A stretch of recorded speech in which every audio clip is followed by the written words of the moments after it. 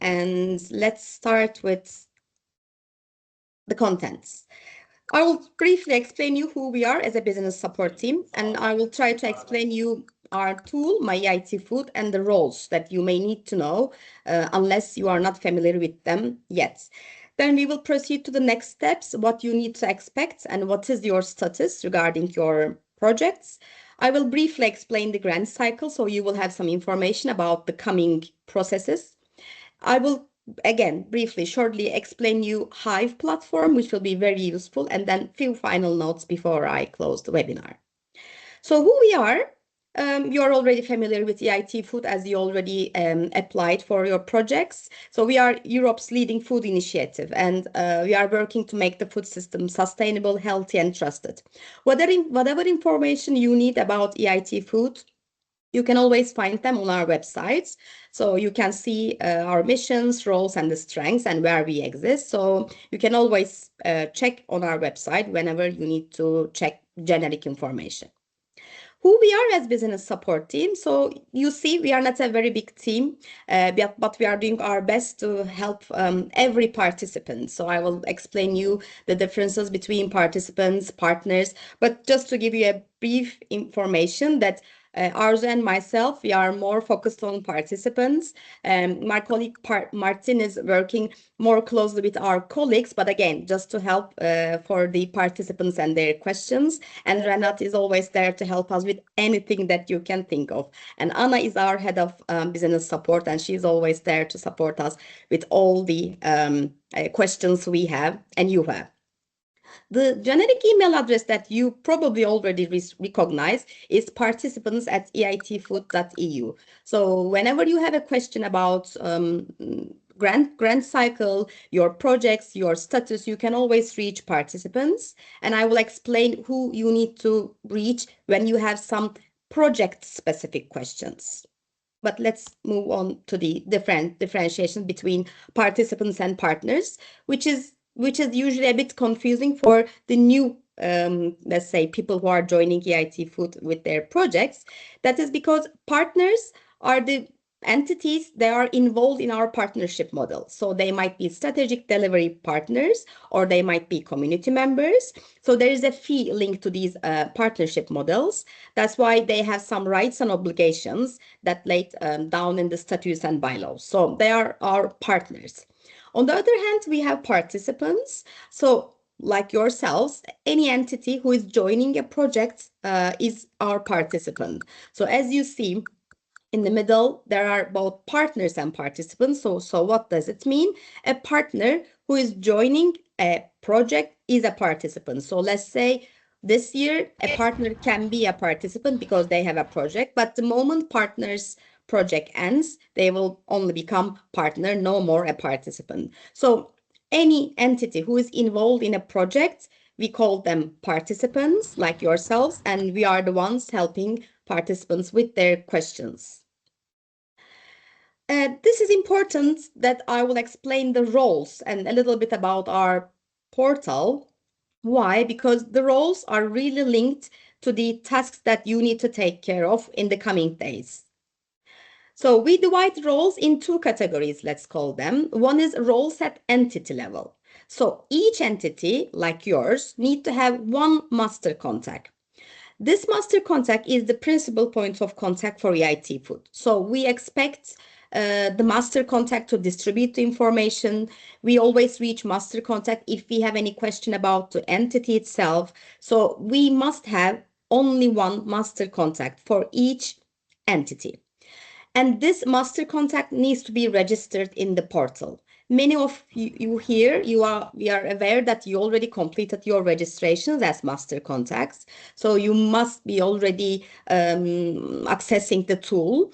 However, if you have any questions, you can always reach us. But please make sure that master contacts, who are the principal point of contact for your entity and EIT5, is already registered in the system.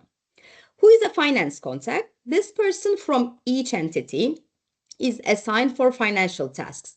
So finance contact will be responsible for preparation or submission of the cost reports, will be responsible for overviewing the budget allocation. And again, finance contact is requested to be only one for each entity. And again, due to the following tasks that will come in the coming days, each finance contact of your entities have to be registered in the system. Then we also ask for legal contact and signing officer. Legal contact is responsible for revision and negotiation of legal documents. So that person ensures the organization's level compliance with applicable laws and regulations. Signing officer is the person responsible for signing the legal documents. I will explain these in a bit later. But for instance, if we need to send a contract, we send the contract to the signing officer because signing officer is the one who has to sign the contracts. And legal contact can be someone who is reviewing the legal documents. One important note, as we always get this question, can one person take all the roles? Sure. One person can take on multiple roles. However, we still recommend if you have different colleagues assigned to these roles, because usually it's easier for them to know the tasks that are linked to that roles. However, if your entity would like to have one person dedicated as master contact, finance contact, legal and signing officer, there's no problem. That's all fine. Roles at project level. So the previous slides were explaining the roles that each entity has to decide. Each entity has to have one master contact, one finance contact, one legal and signing officers.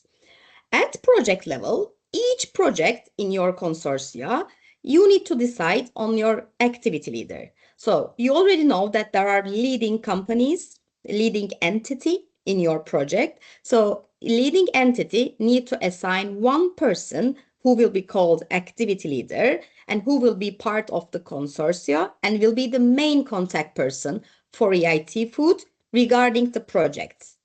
So just to clarify again, master contact is the main contact person for that entity, but activity leader is only one person assigned per project, and they are responsible from quite a lot of things because activity leader is the one that knows the project by heart and deals and works on every detail about the project. So can be responsible from the proposal, the budget submission, some budget changes, performance reporting of the project. So make sure the activity leader is registered in the system.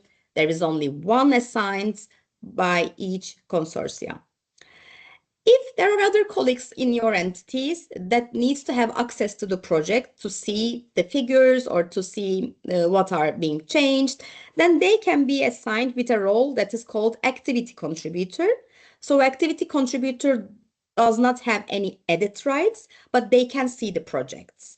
So not only activity leader is the one that sees the projects, master contact and finance contact can see the project.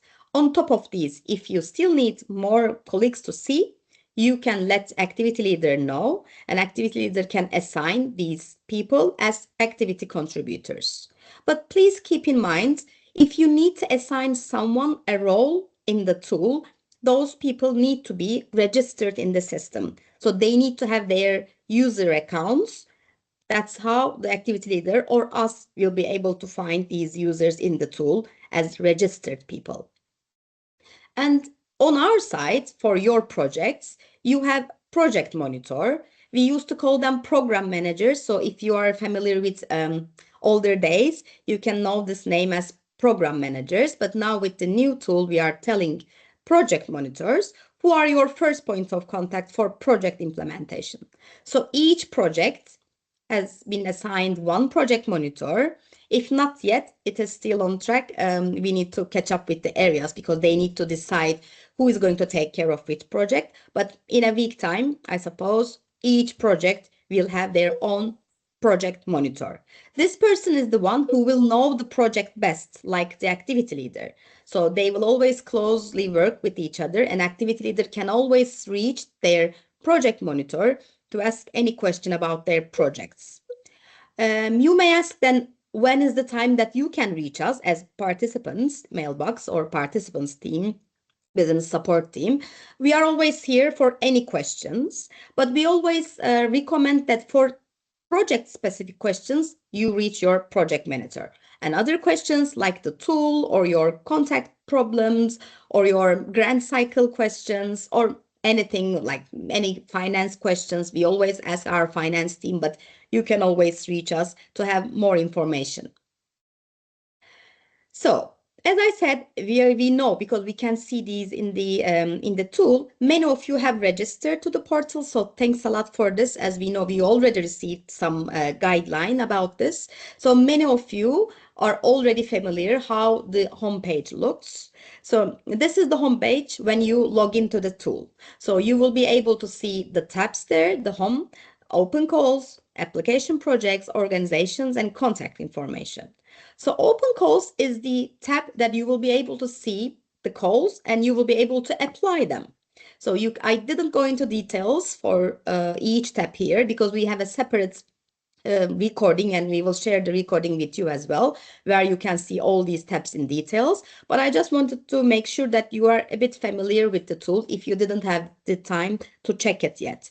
So going back to the tabs, open calls is the one that you can see all the open calls and you can already see which calls apply better for your entity. If it's a large corporate, if it's a startup, you can already detect which calls can be the best one for you. If you go and check your applications projects tab, you can manage your active applications and projects under this tab. So if you have more than one project, you will see them. If you have open applications, they will be listed there. So everything that your entity is a part of will be reflected here. My organization, this is to update organization details, and this is a tab that is valid or open for master contact, because as we said, master contact is responsible from the entity. So the organization details needs to be updated by master contact via this tab you see there, my organization. Next to it, you will see my contact information, and this is to update your contact details. So anyone who is registered in the tool, like a finance contact from each entity, needs to update their own contact details via my contact information. And if you scroll down, you will see tell us more about yourself form, and you can always update the organization details there, which is great because we always use the tool as our source of contact lists. So whenever we need to reach and send you a bulk email, we always use our tool. So we need to make sure, and you as master contacts and users need to make sure that everything is up to date. So whenever we extract the data, we can see you in the system and send you the information or any notification that needs to be known by you. So as we have master contacts here in this webinar, we thought that it would be good that we can walk you through to show what you can do as a master contact and what you need to do to make sure the data is up to date. So as we said, you are responsible from the data. You need to keep it up to date. We are not able to know if anything has been changed on your side, on your entity. A colleague may change a job or a new one may join and you may need to assign a role. So you are the ones, you know this. So you can update your organization information. You can assign contact people. You can invite colleagues so they can do their registration. And you can change the master contact if you are not going to be the master contact anymore. So what is the steps that you need to follow? You need to click on My Organization in the navigation bar. And you need to open your organization record. So when you click on My Organization, you will see your entity there. So when you click on your entity, you will see the page, like in this example, it's Vera Solutions. So you will see organization information, and there are mandatory information that has to be filled in this part. So please, when you have time today, tomorrow, we would really appreciate if you check your organization information here and make sure the information is completed. Once you complete your information, you go and click on Save, and the data will be saved. As a master contact, you can, as we said, check or update the contacts of your information. So again, we are very much aware that many of the master contacts are in the system as registered people, as well as your colleagues are registered in the people. But our main problem with IFF5 at this moment is we see people are registered, but we are not sure who is assigned for which role, because maybe that was not really clear in our communication previously. So that's why we would like to explain it here once again, that you as master contact, please go to your organization tab, and when you see the registered people under related contacts, which is in the related tab you see there, you need to assign a role to them. If every role belongs to you, then you can assign each role to yourself. That's fine, as we said. But let's say, like this example, if Tyra, Mia, Marie, all these people, let's say, are registered for your entity, and you probably know their roles, then we would appreciate you as master contact to go to that arrow there that I put pink rectangle square there. So you go there, you click on edit, and you assign a role to them. Let's say if Tyra needs to be the finance contact, please, you check your My Organization tab, related tab within My Organization, and go to Tyra, and you can see on the right there is this triangle. You click on it, and you give the rights to Tyra as finance contact. We also have a recording specifically to show some features for the master contact. They are all available on Hive platform. So we will try to check if everyone is already in the platform. If not, we would expect you to become a part of it, that I would explain soon. So you will be able to reach all these recordings and the guidelines. So there might be few cases it might be in your case as IFF5, it happened as well. And some of the contact names might have been added manually by EIT Food. This may not be the case, but if someone reached us and there was a complication, that's why someone requested and told us, okay, can you please add this person to the tool? That might have been done, but that only means that we only add the person as a contact information. So that person is not registered at all. So when master contact cannot see the name of this person, let's go here, and you are checking your contacts, and you see you invited Marie, Mia, Tyra, and Naylan already registered themselves, but you also know that there was one person who tried to register himself, herself, or you ask us to edit. Then what you can do, you can try to send an invitation. If you say send an invitation, I go one slide back again. So if you say invite contact to the portal, you will see this pop-up menu that it says none at this moment. You will click on this.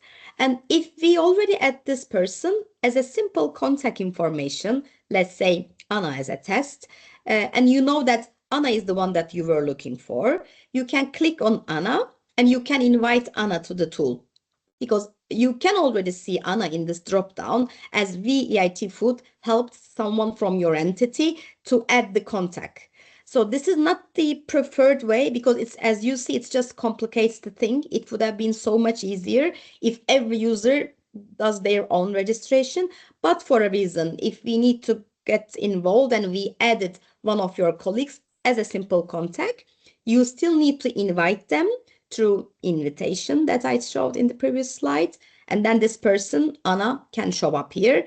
You can send an invitation. And then once the invited people are completing their information and completes their registration, you can assign a role. I'm going one slide back to show one more thing to clarify it. So the people you see there registered, you can already assign a role, but invited people might not be available to be assigned a role. So we kindly request, if anyone who is already invited, please complete your registrations so your master contact will be able to assign a role that she wants you to have.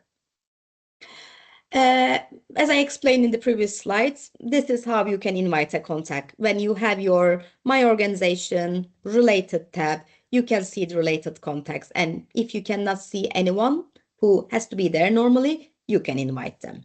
If a contact is invited, you need to wait until the registration is completed. Once it's completed, you will see it says registered, and then you can assign a role, as I said, via the triangle you see on the right of each person. So Now going a little bit more into detail about your status and next steps. As I said, we already have recordings for the tool. You can always watch them, reach them via Hive platform or YouTube. But here we would like to explain you your status, as that might be also a question in your minds. So your projects, first of all, they need to be located in my EIT Food Power portal, which is supported by Salesforce. So what does it mean for you? First of all, you don't need to take any action about the project. So the data transfer has to be done on our site. So as you may not know these details, but the way you apply to the calls was a simple form. That's why the data that is already there has to be transferred to the tool in details. So whatever you have in your application forms, that will still be available there. So nothing will be amended. So it's just a data transfer that has to be completed, and the team is working on this at this moment.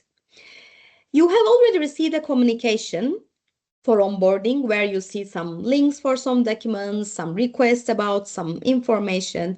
So please try to complete it as soon as possible. Some of you who were not able to complete the onboarding, you received an email from us yesterday. So please follow the steps and complete your registrations.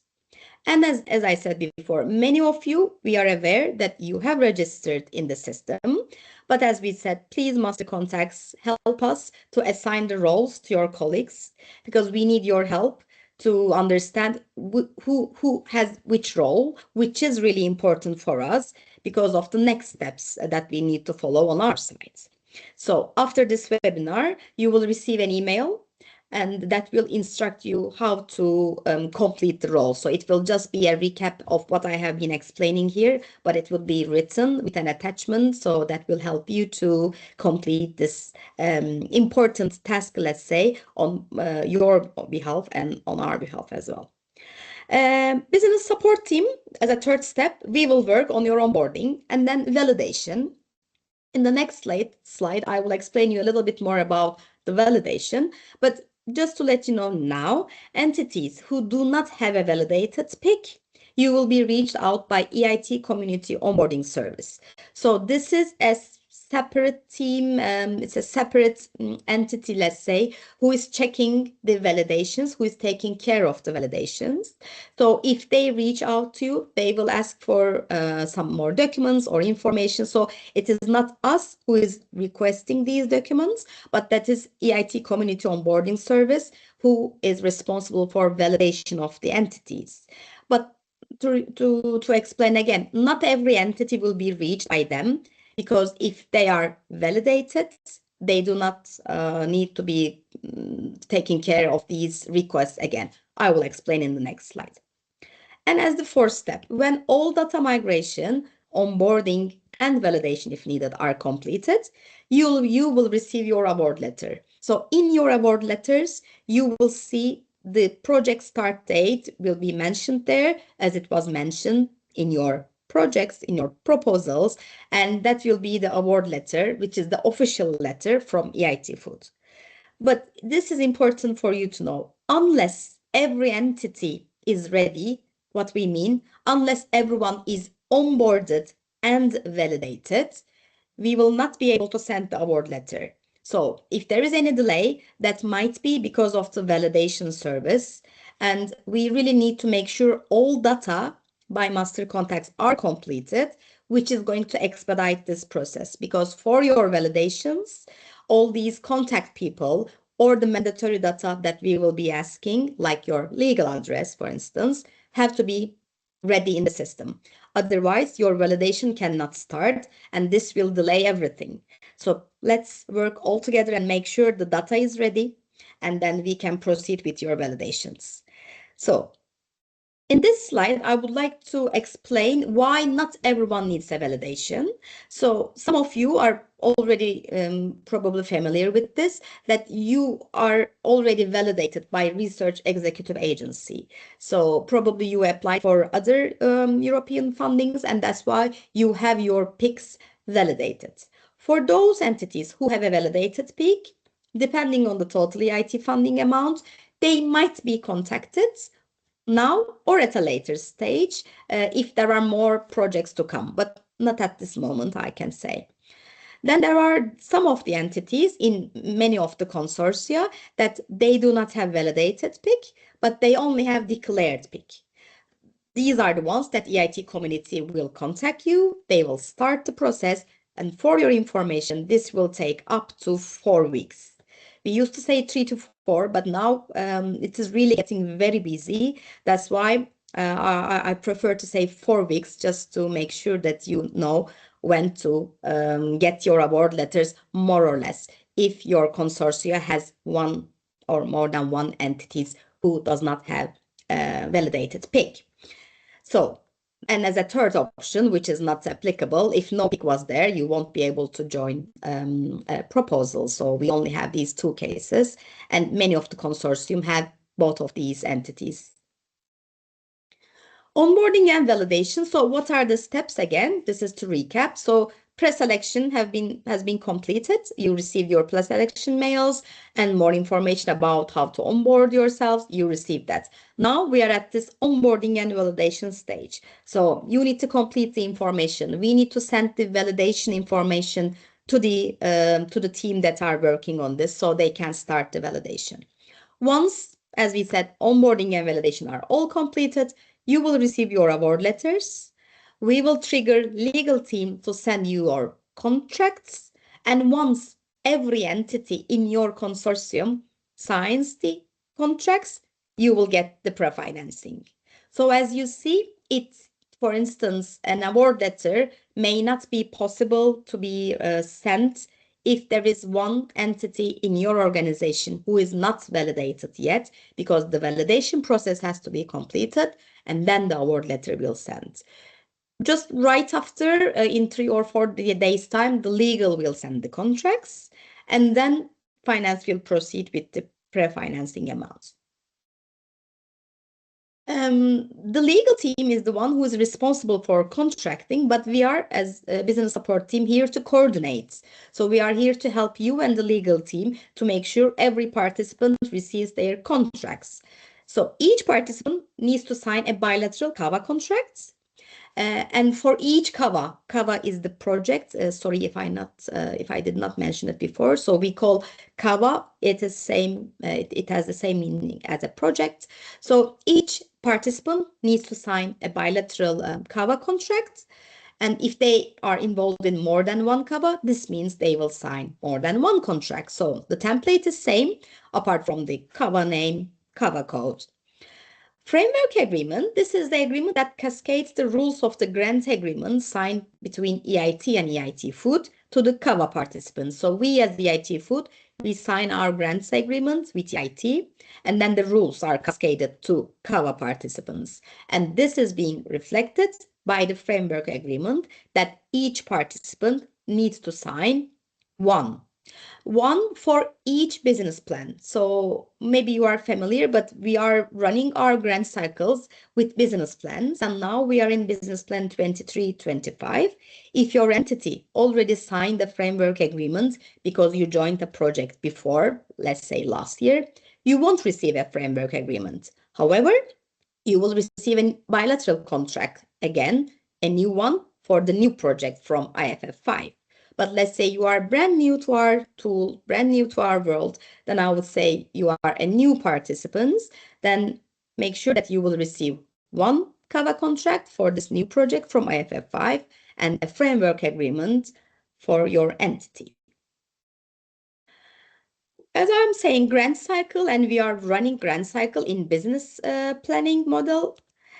This is the moment that we are working on the business plan 23-25, and now we already started working on the next business plan. So how the cycle looks like in general, the selections of projects, the CAVAs via the calls takes place. Then we work on the business plan, and then the time comes that is usually in June, July, the monitoring period. This is the moment that the activity leaders usually submit their reports regarding their projects, how it is going, are there any red flags, do you need to mention something to the EIT Food or your program manager via the report. So this is the moment that we as business support team and business operations team in a bigger umbrella will be able to see what's going on in your projects. Then you will have another CAVA amendment, so project amendment periods. That will be the moment you will be asked if you need any amendment in your project, because due to several reasons, you might need to start a bit late, you might need to delay some KPIs, so all can be discussed at CAVA amendments. As a good example, you may need to have one more KPI, so you can always check these at project amendment periods in a year. And then the reporting, that is the maybe one of the most important parts in the grant cycle, because you need to report your costs. And for this, from day one, like today, we recommend you get familiar with the document that is called AMGA or AGA. So this is the document that we will also share the link. Maybe you are already familiar, which explains a lot about the costs, how they can be eligible, what may cause them to be ineligible, how you need to keep a track of the timesheet. So please make sure you know this document, because we are always here to help, but we don't advise on your costs. So whenever you ask a question to us regarding is this cost an eligible one, we are not able to respond that one. So we always ask you to check AMGA. So please make sure from day one you know this document by heart. And Food Hive, as I promised, I will explain a little bit about Food Hive and our participants group. So this is an online platform that we hope, and it is working really nice as it brings together all the members of EIT food community. So that is a private group, and in our follow-up emails, we will also send the link to you, or in this document, you can also see the access. We would ask you to get registered to Hive if you like, but we really recommend. Why? Because there are some live feeds that you can always read the updates, you can check the events, and most important for me are you can find the resources there. What I mean by resources are the guidelines, the slides or recordings of these webinars. So all the grant cycle that I was showing you in the previous slide, whenever the time comes for the new launch, we always have our webinars, our trainings, and then our Q&A sessions. So we didn't want to put a lot of information in this welcome webinar, but you can always know that you will be invited to these specific webinars when the time comes for your projects to be involved in monitoring amendment reporting. However, if you would like to check some other recordings, like I was telling, we have really nice recordings from our developers as well to show how master contact can work on the tool. You can always check the resources on the platform. One important note for you, if you do not like to get any notification or you want to get notifications, please just adapt your notifications when you do your registrations on the Hive platform, because you can always have these emails popping up. Some people really like it because there are some questions asked by participants, so you can interact, and some do not prefer, as it might be too much because of the heavy workload you already have. And recordings of the webinars, they are always available on our playlist on YouTube, which is participants. So you can always check our playlist. When we have these recorded sessions, we always upload them in a day or two after the webinar. And here, we already have this link for you to get familiar with the trainings. You can have a look at them. And if you have any problems with Hive registration, you can always reach us. But usually Hive registration is straightforward. If you click on it, you just need to fill few information and then you become a part of it. And before we end the webinar and start checking your questions, just again, a reminder, we as business support team, we are here to help you with any questions you have. If it's not related to us or if we do not have the answer, we always try to get the answer from the colleagues and get back to you. So this is the mail address. So how does it work? This is not Outlook anymore. So we are working on my EIT Food portal, which has a case management feature. So every mail you send, that creates a ticket. So please, whenever you send an email, mention your entity and your project, because that saves a lot of time. as you might have already understood, we have a lot of participants. That's why just a mail from someone is not enough for us to check the case in detail. So we really appreciate you mention your project code and you mention your name fully, or your participant ID if you already know this, so we can start checking your case quickly.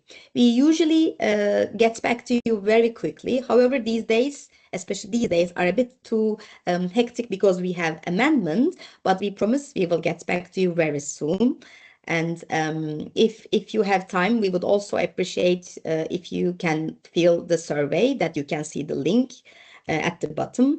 This is to improve our help to you, and that will also give us some insights about how you feel about the webinar, or if there's anything that we can improve for you. So thanks.